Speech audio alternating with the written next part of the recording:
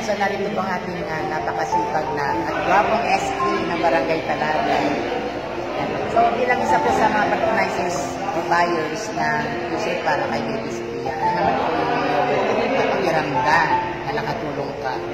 Ako po ay nais tumulong lang para sa mga batang nangangailangan, lalo na bilang SK Federation. Gusto kong tumulong sa mga batang nangangailangan. Yan lamang. Salamat. Thank you so much. Thank you. Ayan, so meron po tayo ngayon isang gwapo at kilalang kilala. Ayan, si Honorable Drix Dueñas. Ayan, siya po ay municipal councilor po ng Capas, Tarlac. Siya po ay isang buyer ng t-shirt po na project po natin ng kabarangay.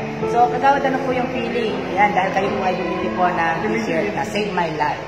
Opo. Tingin ko talagang hindi naman nata pumugi. Pumugi ba? Good afternoon po. Ito po yung maganda. May t-shirt ka na, nakatulong ka pa. Yes. So, praise God po at isa pong karangalan na maisip ko po itong Save My Life. Thank you po at mabuhay po kayo lang. Nandito po tayo ngayon sa Sitio Sina ng Barangay Talaga, Capas. Ayan, so with us, of course, our two beautiful ladies.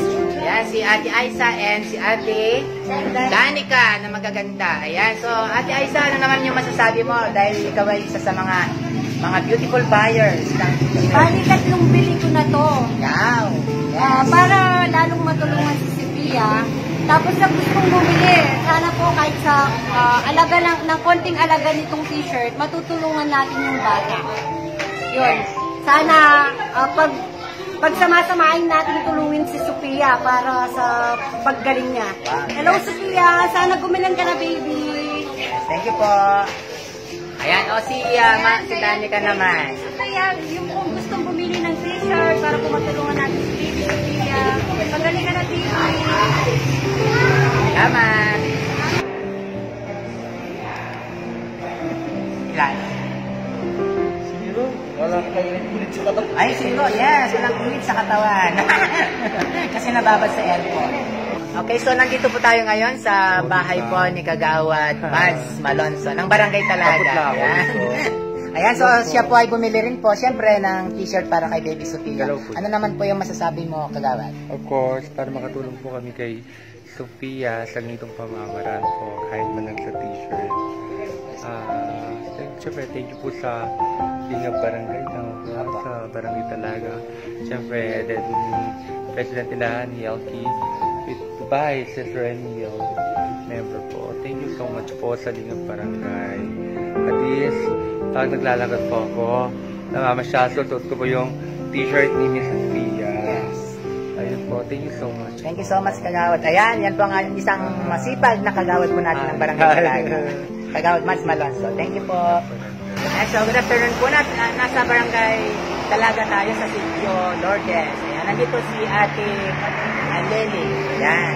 So, siya po isa sa mga tumangkilik po ng damit. Ayan. So, ano naman po yung feeling na kayo po ay nakabili ng damit? Masaya para makatulong tayo ni baby Sophia. Yes. Sana tuwali na yung baby sa mga tulong namin kahit sa sila. Thank you po.